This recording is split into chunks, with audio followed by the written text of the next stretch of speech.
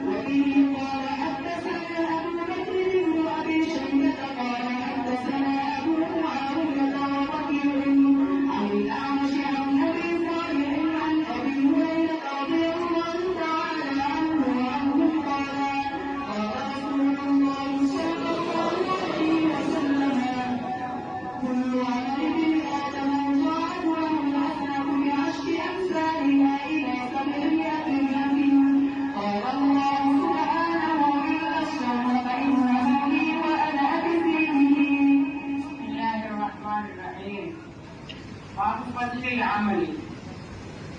तो यानी है इस तरह से बात करने का वक्त नहीं है। मैं पहले करता था, अभी वक्त भी नहीं बोलता मैं।